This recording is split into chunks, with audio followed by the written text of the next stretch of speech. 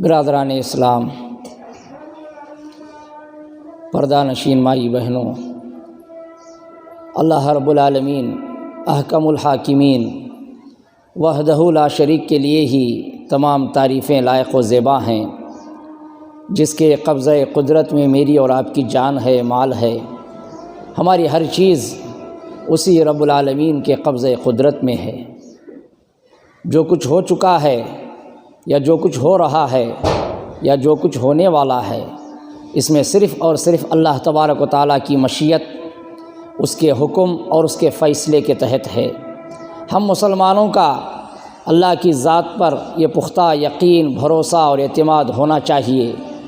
اس اعتماد، اس بھروسے اور اس یقین اور اس عقیدے کے بغیر ہمارا ایمان نامکمل ہے، ہمارا مسلمان کہلانا بیکار ہے۔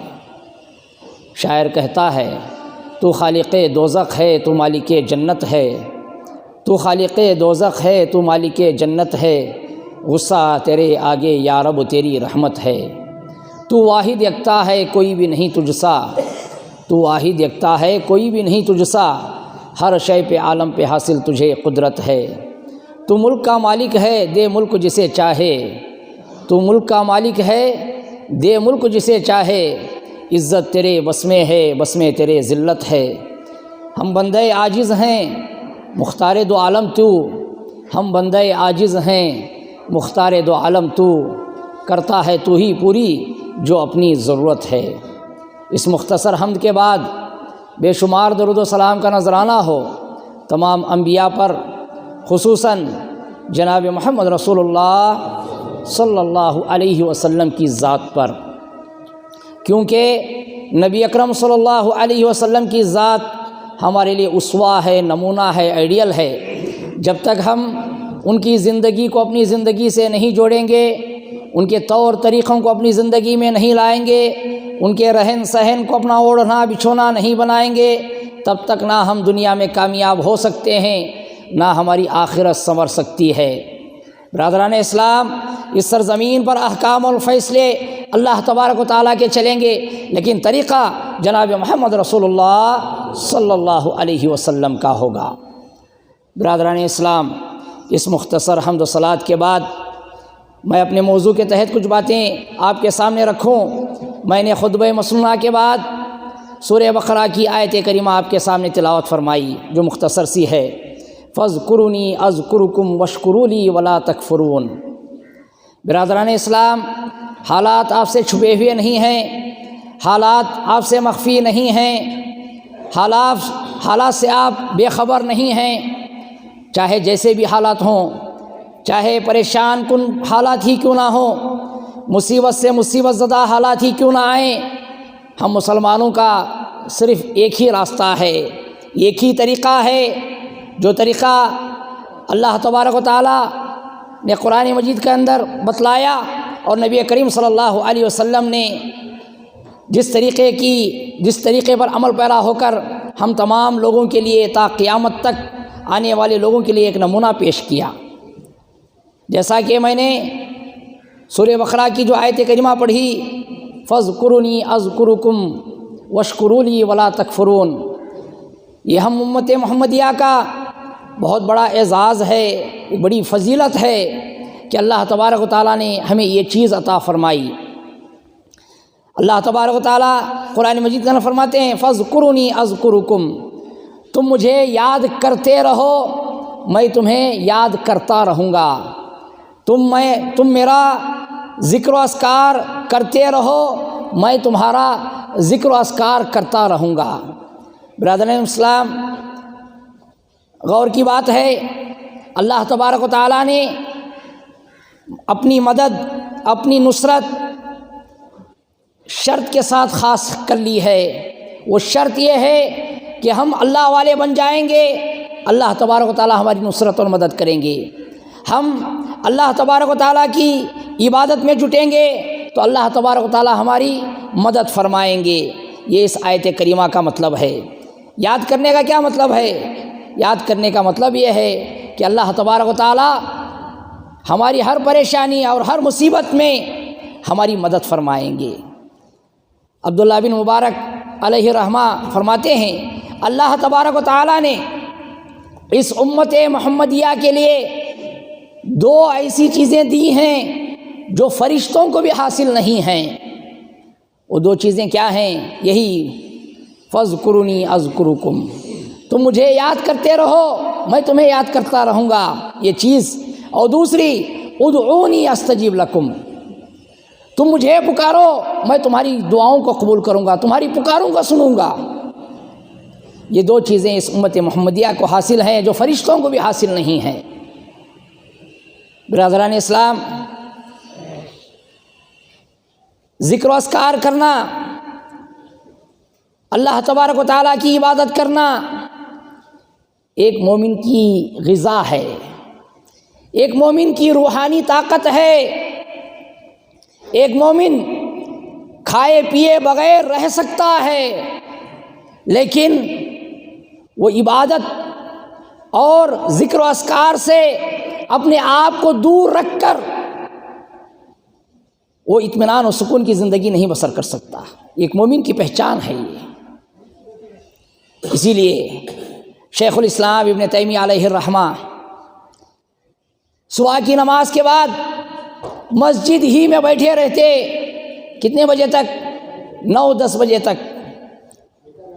پوچھنے پر کہتے کیا مولانا ابھی آپ گھر نہیں گئے، مسجد ہی میں بیٹھے ہوئے ہو؟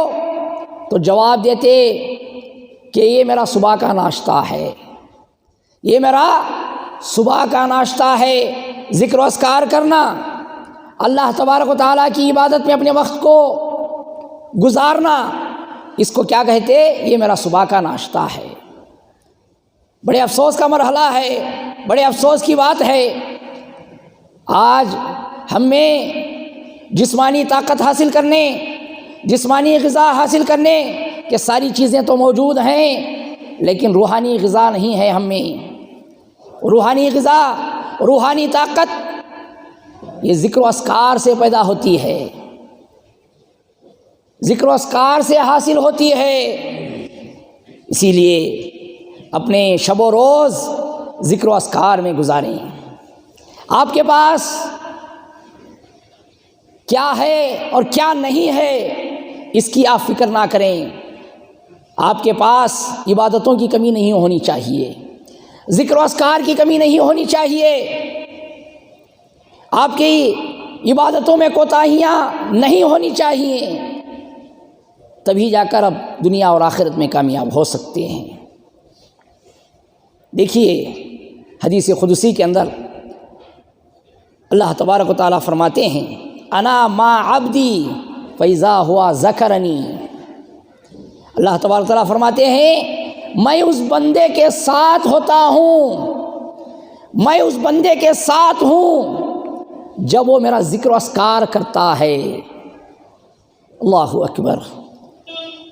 جب اللہ تبارک و تعالیٰ کسی بندے کے ساتھ ہوتے ہیں، کسی اور چیز کی اس کو حاجت ہو سکتی ہے، کسی اور چیز کی اس کو ضرورت ہو سکتی ہے، کوئی دوسرا اس کی پریشانیوں کو دور کر سکتا ہے یا کوئی دوسرا اس کو پریشانیوں میں مبتلا کر سکتا ہے، نہیں کر سکتا۔ اسی لیے ذکر و اذکار کا اہتمام کریں۔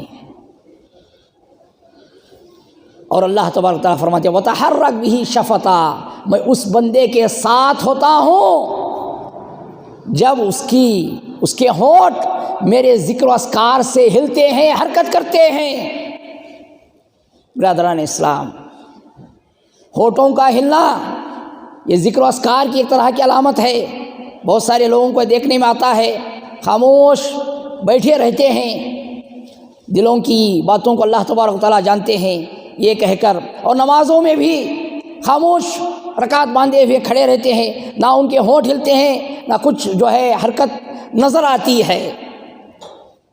اللہ کے نبی اللہ تبارک و تعالیٰ نے اس حدیث قدسی کے اندر فرمایا ذکر و اذکار کے لیے ضروری ہے کہ ہونٹوں کا ہلنا چاہیے، ہونٹوں کو حرکت دیں، تبھی وہ ذکر و اذکار معنی ہوتی، اس معنی آتی ہے اور اس کا کوئی مطلب نکلتا ہے۔ برادران اسلام، اللہ تبارک و تعالیٰ اس حدیث قدسی کے اندر فرماتے ہیں کہ میں اس بندے کے ساتھ ہوں جب وہ میرا ذکر و اذکار کرتا ہے۔ جب وہ ذکر و اذکار نہیں کرتا تو اللہ تبارک و تعالیٰ کی مدد اور نصرت بھی اس بندے کے ساتھ نہیں ہوتی۔ اس لیے شب و روز کوئی وقت متعین نہیں ہے ذکر و اذکار کا کہ نمازوں کے وقت میں آئیں، نمازیں پڑھیں، نمازوں کے بعد جو ہے ذکر و اذکار کریں، یہ کوئی وقت متعین نہیں ہے۔ آپ باہر بھی چلتے پھرتے، اٹھتے بیٹھتے، آتے جاتے دعاؤں کا اہتمام کر سکتے ہیں، ذکر و اذکار کر سکتے ہیں۔ اسی لیے اللہ تبارک و تعالیٰ قرآن مجید میں ارشاد فرماتے ہیں فَإِذَا قُضِيَتِ الصَّلَاةُ فَانتَشِرُوا فِي الْأَرْضِ وَابْتَغُوا مِن فَضْلِ اللَّهِ، جب تم نمازوں سے فارغ ہو جاؤ، تو جب نمازوں سے فارغ ہو کر باہر نکلو، وہاں پر بھی بازاروں میں، گھروں میں، کاروبار میں وَابْتَغُوا مِن فَضْلِ اللَّهِ، اللہ تبارک و تعالیٰ کے فضل کو تلاش کرو، اللہ تبارک و تعالیٰ کی عبادت میں جٹے رہو، خالی اوقات کو بیکار یوں ہی نہ گزارو۔ سبحان اللہ، الحمدللہ، لا الہ الا اللہ، اللہ اکبر، اور بھی جیسے کلمات ہیں، اس کا ورد کرتے رہیں، اس کو پڑھتے رہیں۔ دوسرے مصرعے کے اندر اللہ تبارک تعالیٰ فرماتے ہیں، سورہ بقرہ کی دوسری اس آیت کریمہ کے دوسرے مصرعے میں فرماتے ہیں وَاشْكُرُوا لِي وَلَا تَكْفُرُونَ، تم میرا شکر بجا لاؤ اور میری ناشکری سے بچو۔ شکر گزاری کا کیا مطلب ہے؟ اللہ تبارک و تعالیٰ نے جو تمہیں نعمت دے رکھی ہے، چاہے جیسی بھی ہو، اے اللہ تبارک و تعالیٰ تیرا شکر و احسان کہ تو نے مجھے فلاں فلاں نعمتوں سے نوازا، فلاں نعمتیں ہمیں حاصل ہیں، اتنا کہہ دینے سے کافی ہو جائے گا؟ ہرگز نہیں۔ شکر گزاری کا مطلب یہ ہے کہ اللہ تبارک و تعالیٰ نے جو بھی تمہیں نعمت دے رکھی ہے، چاہے وہ صحت و تندرستی ہو، چاہے وہ مال و دولت ہو، چاہے وہ علم ہو، ان ساری نعمتوں کو اللہ تبارک و تعالیٰ کی اطاعت و فرما برداری میں لگانا ہے، تبھی جا کر ہم اللہ تبارک و تعالیٰ کی نعمتوں کا شکر بجا لا رہے ہیں۔ اللہ تبارک و تعالیٰ نے تمہیں نعمتیں دی ہی اس لیے ہیں کہ اس سے اسلام کو تقویت حاصل ہو اور اسلام کے اندر مضبوطی آئے، اور ان نعمتوں کو تم اللہ تبارک و تعالیٰ کی اطاعت و فرما برداری میں لگاؤ۔ اور بہت سارے لوگوں کا یہ وہم و گمان ہوتا ہے کہ ہم نعمتوں کو یوں ہی لٹاتے رہیں گے، خرچ کرتے رہیں گے تو یہاں یہ نعمتیں ختم نہ ہو جائیں، ہم خالی ہاتھ نہ ہو جائیں۔ یہ ہماری غلط فہمی ہے۔ اللہ تبارک و تعالیٰ سورہ ابراہیم کے اندر فرماتے ہیں لَإِن شَكَرْتُمْ لَأَزِيدَنَّكُمْ، تم میری شکر گزاری کرو گے، میری نعمتوں کا شکر بجا لاؤ گے، یعنی میری دی ہوئی نعمتوں کو اللہ تبارک و تعالیٰ کی اطاعت و فرما برداری میں لگاؤ گے، لَأَزِيدَنَّكُمْ، اور میں اس میں زیادتی عطا کروں گا، اور ان نعمتوں میں زیادتی پیدا کروں گا اور زیادہ دوں گا۔ اللہ کی تبارک و تعالیٰ کے لیے کوئی مشکل نہیں ہے، وہ یقین، وہ بھروسہ اور اعتماد ہونا چاہیے۔ آگے اللہ تبارک و تعالیٰ دھمکی دیتے ہوئے کہہ رہے ہیں اگر تم میری ناشکری کرو گے، وَإِن كَفَرْتُمْ، اگر تم میری دی ہوئی نعمتوں کا شکر بجا نہیں لاؤ گے، اس کو میری اطاعت و فرما برداری میں نہیں خرچ کرو گے، إِنَّ عَذَابِي لَشَدِيدٌ، یقیناً میرا عذاب بڑا سخت ہے، دنیاوی اعتبار سے بھی اور اخروی اعتبار سے بھی۔ آپ نے دیکھا ہوگا کتنے مالداروں کو، کتنے پہلوانوں کو، کتنے اثر و رسوخ رکھنے والوں کو کیا کیا پریشانیاں لائق ہوئیں، کیا کیا مصیبتوں میں دوچار ہوئے، یہ اللہ تبارک و تعالیٰ کی نافرمانیوں کا سبب ہے۔ برادران اسلام، غرض میں اس خطبہ جمعہ سے آپ کو یہی پیغام دینا چاہوں گا، آپ اللہ والے بن جائیے، اللہ تبارک و تعالیٰ تمہاری نصرت اور مدد کے لیے کافی ہے۔ اور اپنی زندگیوں میں کچھ ہو نہ ہو ذکر و اذکار کا اہتمام کریں، بہت زیادہ ذکر و اذکار کریں، کیونکہ اللہ تبارک و تعالیٰ نے جہاں بھی قرآن مجید کے اندر ذکر و اذکار کا درس دیا ہے وہاں پر کثیرہ کا لفظ بڑھا دیے ہیں، یا ایھا الذین آمنوا اذکروا اللہ ذکرا کثیرا، اے ایمان والو تم اللہ تبارک و تعالیٰ کا ذکر و اذکار کرو، بہت زیادہ ذکر و اذکار کرو، تھوڑا سے کچھ حاصل ہونے والا نہیں ہے۔ ایک مثال میں آپ کے سامنے دوں گا، اگر کوئی آپ کو پانی پوچھے تو کیا آپ اس کو ایک ڈھکن میں پانی ڈال کر دیں گے جس سے اس کی پیاس بجھ سکتی ہے؟ نہیں بجھ سکتی۔ اسی طریقے سے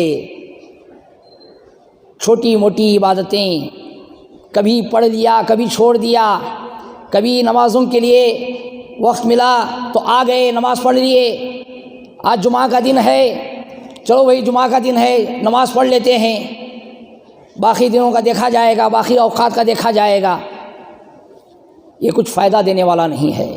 اللہ تبارک و تعالیٰ نے جہاں بھی ذکر و اذکار کی تعلیم دی ہے وہاں پر کثیرہ کا لفظ بڑھا دیا ہے، یا ایھا الذین آمنوا اذکروا اللہ ذکرا کثیرا، اے ایمان والو تم اللہ تبارک و تعالیٰ کا ذکر و اذکار کرو، بہت زیادہ ذکر و اذکار کرو۔ اور ذکر و اذکار کرنے سے، اللہ کی عبادت کرنے سے اللہ تبارک و تعالیٰ ایسے بندوں کی خود تعریف کرتے ہیں، کوئی دوسرا تعریف کرنے کی ضرورت نہیں ہے، اپنے آپ کی تعریف کرنے کی ضرورت نہیں ہے، اللہ تبارک و تعالیٰ ایسے بندوں کی خود تعریف کرتے ہیں۔ سورہ آل عمران کے اندر اللہ تبارک و تعالیٰ فرماتے ہیں الذین یذکرون اللہ قیاما وقعودا وعلی جنوبہم، جو لوگ اللہ تبارک و تعالیٰ کا ذکر و اذکار کرتے ہیں کھڑے ہوئے، کھڑے ہو کر نہیں کر سکتے تو بیٹھ کر نہیں کر سکتے تو کروٹ کے بل لیٹے ہوئے، یہاں پر اشارہ نماز کی طرف ہے۔ نماز کسی بھی صورت میں معاف نہیں ہے۔ اس آیت کریمہ کی ترجمانی اللہ کے نبی صلی اللہ علیہ وسلم کی وہ حدیث پاک کرتی ہے جس میں اللہ کے نبی صلی اللہ علیہ وسلم فرماتے ہیں اگر تم کھڑے ہو کر نماز نہیں پڑھ سکتے تو بیٹھ کر پڑھو، بیٹھ کر نہیں پڑھ سکتے تو کروٹ کے بل لیٹے ہوئے نماز پڑھو۔ بیماری ہے، گھٹنوں میں درد ہے، کمر میں درد ہے، کسی اور چیز میں درد محسوس ہو رہا ہے، نماز آپ کو معاف نہیں ہے۔ بہر صورت آپ کو ہر حالت میں نماز پڑھنی ہے، ہر حالت میں آپ کو نماز پڑھنی ہے۔ ذکر و اذکار سے، اللہ کی عبادت سے آپ منہ موڑ کر نہیں جا سکتے۔ پھر آگے اللہ تبارک تعالیٰ فرماتے ہیں ذکر و اذکار کرنے کے بعد، نمازیں پڑھنے کے بعد ان کی ذمہ داری ختم نہیں ہوتی۔ وہ جو نیک اللہ کے بندے ہوتے ہیں وہ کائنات میں غور و فکر کرتے ہیں، وما خلقت ھذا باطلا، کائنات میں غور و فکر کرتے ہیں۔ وَيَتَفَكَّرُونَ فِي خَلْقِ السَّمَاوَاتِ وَالْأَرْضِ، زمینوں میں آسمانوں میں غور و فکر کرتے ہیں۔ اے اللہ تبارک و تعالیٰ، یہ جو تو نے آسمان کھلا ہوا بنایا ہے، یہ زمینیں جو بنائی ہے تو نے، یہ یوں ہی بیکار نہیں بنائی۔ وما خلقت ھذا باطلا، یہ تو نے یوں ہی بیکار نہیں بنائی، اس کا ایک مقصد ہے، اس مقصد کے تحت تو نے اس کائنات کو بنایا ہے، ان آسمانوں کو اور زمینوں کو بنایا ہے۔ غور و فکر کرنے کے بعد ان کو رزلٹ یہ سامنے آتا ہے، معلوم یہ ہوتا ہے کہ اللہ تبارک و تعالیٰ ہم تیری جتنی بھی بندگی کریں، جتنی بھی عبادت کریں، جتنی بھی شکر گزاری کریں، جتنا بھی ذکر و اذکار کریں، تیری رحمت اور تیرے فضل کے بغیر ہمیں کامیابی ملنے والی نہیں ہے، ہم کامیابی سے ہمکنار نہیں ہو سکتے۔ دعا کرتے ہیں اللہ تبارک و تعالیٰ سے، کیا دعا کر سکتے ہیں؟ یہ تو نے ہمارے امتحان کے لیے بنایا ہے، یہ ہماری آزمائش کے لیے تو نے بنایا ہے کہ ہم تیری بندگی کرتے ہوئے کامیاب ہوتے ہیں کہ نہیں ہوتے ہیں، اور تیری رحمت اور نصرت کے بغیر ہم کامیاب نہیں ہو سکتے۔ اور سب سے بڑی کامیابی جہنم سے آزادی ہے۔ وقینا عذاب النار، دعا کرتے ہیں اللہ تبارک و تعالیٰ سے، اے اللہ تبارک و تعالیٰ تو ہمیں جہنم کی آگ سے بچا لے، جہنم کی آگ سے بچا لے، کوئی دوسری کامیابی نہیں ہے۔ سب سے بڑی کامیابی ہے ایک انسان جہنم کی آگ سے اپنے آپ کو بچا لے اور جنت میں اپنا داخلہ کر لے۔ صحابہ کرام رضوان اجمعین کے تعلق سے اللہ کے نبی صلی اللہ علیہ وسلم نے فرمایا تھا کہ میں ان صحابہ کرام کا نگہبان ہوں، میں ان صحابہ کرام کا نگہبان ہوں۔ کیوں کہا تھا اللہ کے نبی صلی اللہ علیہ وسلم نے؟ کیا صحابہ کرام رضوان اجمعین نے اللہ کے نبی صلی اللہ علیہ وسلم کی موجودگی میں تکلیفیں نہیں اٹھائیں، پریشانیاں نہیں اٹھائیں؟ ان کو بیان کرتے جاؤں تو کلیجہ منہ کو آتا ہے۔ ایسی پریشانیوں میں سے ہلکی سی پریشانی بھی ہم برداشت کرنے کے قابل نہیں ہیں، ہم نہیں برداشت کر سکتے۔ پھر اللہ کے نبی صلی اللہ علیہ وسلم نے ان صحابہ کرام کا میں نگہبان ہوں، ایسا کیوں کہا؟ ایسا اس لیے کہا کہ اس کا تعلق اخروی زندگی سے ہے، دنیاوی زندگی سے نہیں ہے۔ دنیائی پریشانیاں اور مصیبتوں سے ان کو میں چھٹکارا دلاؤں گا، میں ان کا نگہبان ہوں، یہ مطلب نہیں ہے۔ اخروی زندگی اس سے مراد ہے۔ اور انسان سلف صالحین جب تک اس فارمولے پر عمل کرتے رہے، جب تک اس بات کو سمجھے رہے کہ دنیاوی زندگی اصل نہیں ہے، اخروی زندگی اصل ہے، تب تک دنیا میں کامیاب و کامران رہے، تب تک اللہ تبارک و تعالیٰ کی نصرت اور ان کی مدد آتی رہی۔ برادران اسلام، وقت ختم ہوتے جا رہا ہے۔ میں آج کے اس خطبہ جمعہ سے آپ کو یہی پیغام دینا چاہوں گا، آپ اپنی زندگیوں میں ذکر و اذکار کا اہتمام کریں، چھوٹی بڑی، یہی کوئی کسی بھی ذکر کو چھوٹا نہ سمجھیں۔ اللہ کے نبی صلی اللہ علیہ وسلم نے صحابہ کرام رضوان اجمعین سے فرمایا، اذا مررتم بریاض الجنہ فارتعوا۔ اے لوگو، اے مسلمانوں، اے صحابہ کرام، جب بھی تم جنت کی کیاریوں کے پاس سے گزرو، جنت کے باغات کے پاس سے گزرو، وہاں سے کچھ چر لیا کرو، وہاں سے کچھ کھا لیا کرو۔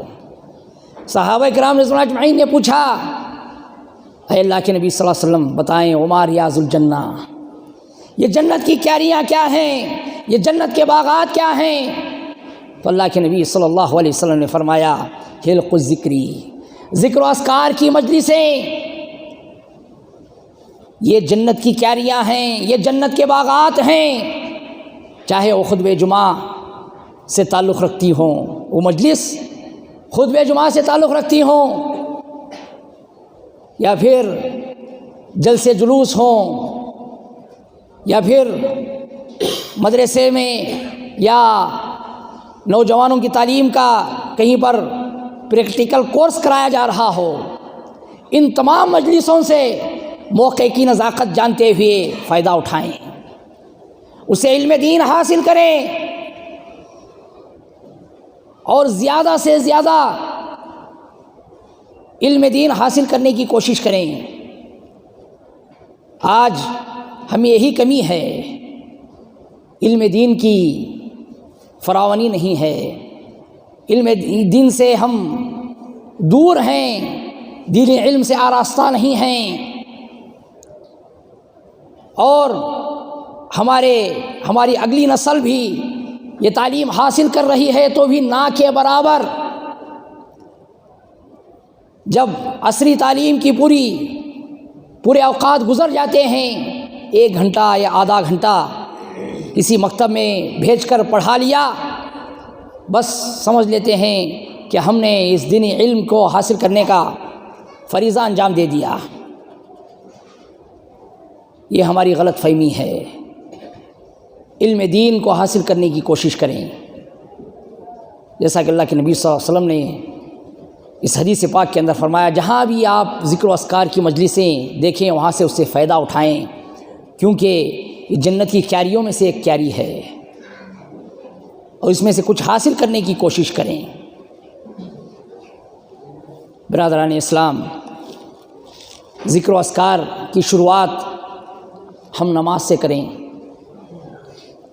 کیونکہ اللہ کے نبی حضرت موسیٰ علیہ السلام سے اللہ تبارک و تعالیٰ نے فرمایا، اقیم الصلاۃ لذکری، تم نماز کو قائم کرو ذکر و اذکار کے ذریعہ، کیونکہ پوری نماز ایک ذکر و اذکار ہے. یہیں سے شروعات ہوتی ہیں. یہاں سے جب نمازیں پڑھنے ہم لگ جاتے ہیں، درس حدیث اور درس قرآن بھی سنتے ہیں، اسی سے ہمیں علم کا اضافہ ہوتا ہے، علم دین کی تڑپ آتی ہے اور اس پر عمل پیرا ہونے کی کوشش کرتے ہیں. اس لیے اپنے ذکر و اذکار کی شروعات نمازوں سے کریں اور دیگر جتنے بھی ذکر و اذکار ہیں اس کا اہتمام کریں.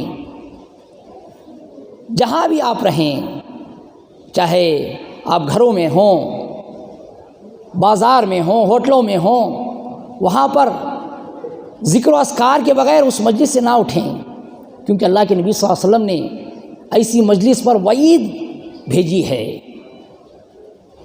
جو شخص کسی مجلس سے اٹھا اور وہاں پر اللہ کا ذکر و اذکار اس نے نہیں کیا، گویا وہ ایسی مجلس سے اٹھا سڑے گلے گدھے کی لاش کے پاس سے گویا اٹھا. اس نے سڑے گلے گدھے کی لاش کے پاس سے اس نے اٹھا گویا، جہاں پر اللہ تبارک و تعالیٰ کا ذکر و اذکار نہ ہو.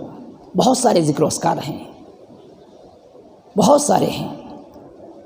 یہاں پر بھی کچھ بینر لگے ہوئے ہیں، اس میں بھی ذکر و اذکار، بڑی اہم دعائیں ہیں.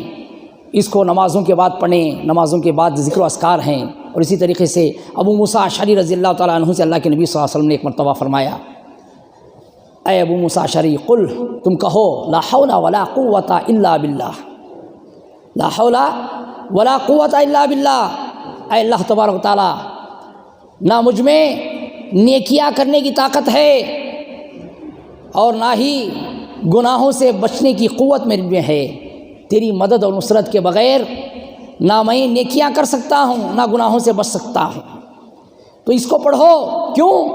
فَإِنَّ كَنْزٌ مِّن كُنُوزِ الْجَنَّةِ، لا حول ولا قوت الا باللہ، یہ خزانہ ہے، جنت کے خزانوں میں سے خزانہ ہے، دنیا کے خزانوں میں سے نہیں، جنت کے خزانوں میں سے خزانہ ہے. اس کو زیادہ سے زیادہ پڑھتے رہو. اسی طریقے سے اللہ کے نبی صلی اللہ علیہ وسلم نے فرمایا، کلیمتان حبیبتان، 2 کلمے اللہ تبارک و تعالیٰ کو بہت محبوب ہیں. ثقیلتان علی اللسان، یعنی خفیفتان علی اللسان، جو زبان پر بہت ہلکے ہیں. ثقیلتان علی المیزان، اور کل قیامت کے دن جب نام اعمال تولے جائیں گے یہ سب سے زیادہ وزنی ہوں گے، سب سے زیادہ یہ وزنی ہوں گے.